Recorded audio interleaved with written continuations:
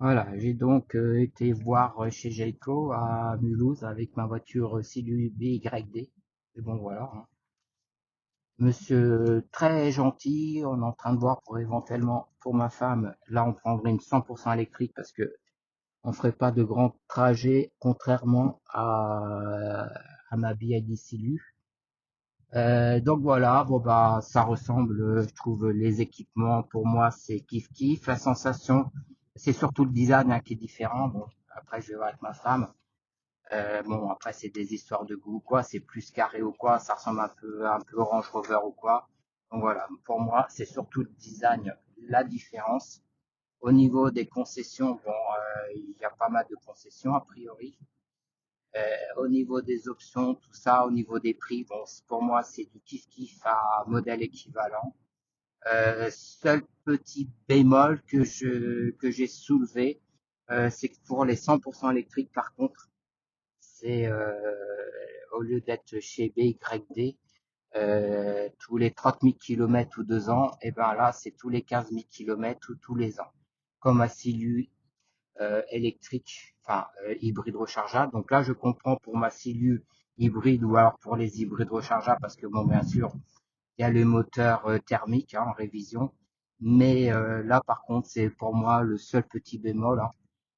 C'est que pour un moteur imposé comme ça, en plus les prix, c'est les mêmes prix, alors que moi, j'ai le moteur thermique en plus, 1 an ou 15 000 km, alors que sur une électrique, il n'y a pas grand-chose à vérifier. Donc c'est seul point noir.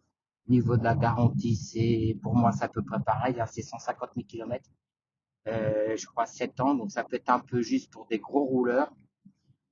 Donc c'est surtout là-dessus, hein, les histoires des 150 000 km, je crois que c'est 250 000, donc ça correspondrait mieux chez BYD. Et puis surtout l'histoire du coup à la révision, qui du coup est le même que la Silu, enfin que les Dolphins hybrides ou que Massilu. Donc c'est juste ça. Bon après voilà, j'ai pas testé le confort. Bon moi ça me correspond moins parce que c'est des formes beaucoup plus carrées. Là je suis bon, bien sûr je suis en train de rentrer à la maison. L'intérieur et tout, bon c'est pas du tout pareil hein, pour moi. Bon moi, c'est ça qui fait, hein, c'est bien que ça existe, hein. C'est à mon avis, c'est l'esthétique qui pour moi diffère et quand même ce problème en 100% électrique de doubler, enfin de faire 2 fois moins de temps, quoi. Je trouve que là, par contre, c'est un peu abusé, quoi, parce qu'ils veulent se rattraper un petit peu sur les entretiens, quoi, qu'on est obligé de faire pour la garantie. Non, pourquoi ça serait donc pour la femme qui fait surtout de longs trajets tous les jours en 100% électrique, c'était justement pour éviter le surcoût et les entretiens dus au moteur thermique hein, sur l'hybride rechargeable. Donc là, bon bah malheureusement, du coup, ça serait pareil. Et puis voilà. Donc bah comme quoi, vous voyez, bon après, elle me dit, j'ai pas pu tester encore parce qu'ils n'ont pas reçu le 100% électrique. Mais bon après, voilà. Pour vous faire une idée, voilà, entre les 100% tout électriques, les hybrides rechargeables ou même les différentes marques, bah, c'est surtout quand vous les achetez comme nous, vous ne prenez pas de LOA, de LLD, encore un leasing, on peut se permettre que l'esthétique qui ne plaît pas, vous la rendez au bout de 3 ans et vous en changez. Nous, le but c'est de pas, enfin c'est d'user les voitures, c'est d'en profiter plus que 3 ans, voire 5 ans, 6 ans. Et donc c'est important quand même de se sentir bien dans une voiture. Le confort est important. Et puis voilà. Donc je terminerai par bon bah c'est simple, hein. Allez voir le concessionnaire. Vous voyez déjà là j'ai eu un très bon contact, un premier contact, hein. On me dit moi je suis arrivé avec ma billet d'ici lui, il m'a vu de suite parce qu'il était dehors, il n'y a pas de problème quoi. De toute façon voilà quoi. Heureusement qu'on peut acheter ce qu'on veut. Mais allez vous faire vos propres idées, c'est important la concession. C'est important aussi, là, j'ai pas demandé où est-ce que c'était entretenu. Moi, ce que j'aime bien chez BID Groupe Crollet, c'est que ce sont les mécaniciens de chez, comment dire, enfin, de Mercedes.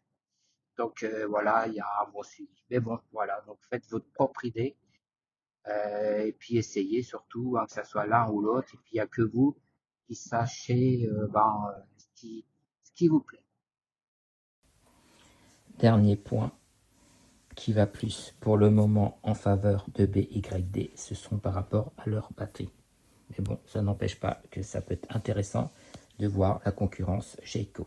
La grande différence entre les deux constructeurs, c'est que BYD a une large gamme en 100% électrique car ils en vendent beaucoup en Chine.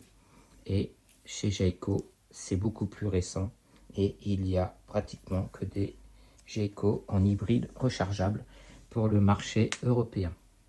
Le modèle Jayco 5 en 100% électrique est un modèle qui va bientôt arriver et c'est la seule en 100% électrique pour le moment.